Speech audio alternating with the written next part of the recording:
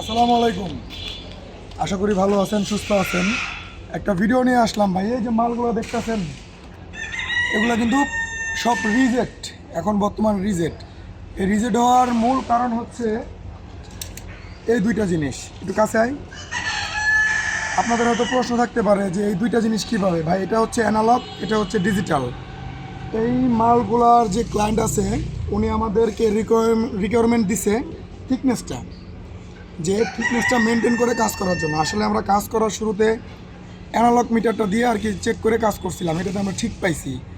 ডিজিটালটা আমাদের কাছে ছিল না, এটা নষ্ট হয়ে গেছিলো।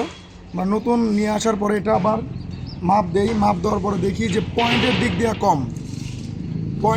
কম। আসলে অ্যানালগটাতে পয়েন্টটা বোঝা যায় না, ডিজিটালটাতে বোঝা যায়। এই যে আপনারা একটু দেখেন, কাছে আয়। এই যে দেখছেন পয়েন্টটা কিন্তু বোঝা যায়। তো অ্যানালগ যেটা আছে এটাতে কিন্তু পয়েন্টটা বোঝা যায় না। এই কারণে কি হয়েছে, কাছে আসো। এই যে মালগুলা দেখতেছেন, এগুলার থিকনেসটা পয়েন্টের দিকে কম। এই কারণে এই মাল সব রিজেক্ট।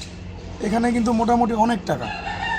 তাই আমি আপনাদের কাছে একটা মেসেজ দিতেছি যে আপনারা মাল বানানোর সময় অবশ্যই অ্যানালগ মিটারটা স্কিপ করে ডিজিটাল মিটারটা দিয়ে কাজ করবেন।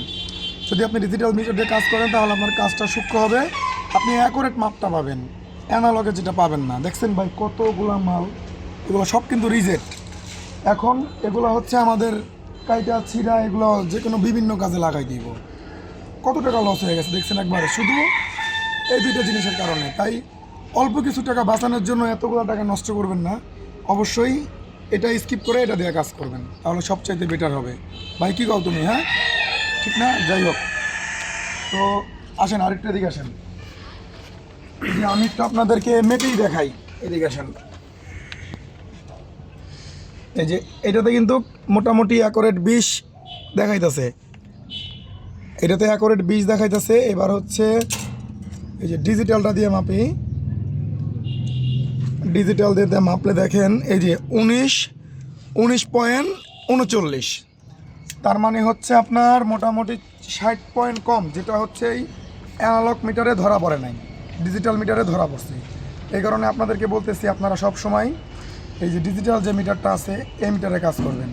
তো আশা করি আমার কথাটা সবাই বুঝতে পারছেন। আর যদি এই মিটার দিয়ে কাজ করেন কোনো প্রবলেম নাই, আপনার ক্ষতি হইব ভাই, ঠিক আছে? তাই সবাই ডিজিটাল মিটার দিয়ে কাজ করবেন। আশা করি ব্যাপারটা বুঝতে পারছেন। তো সবাই ভালো থাকবেন, সুস্থ থাকবেন। খোদা হাফেজ।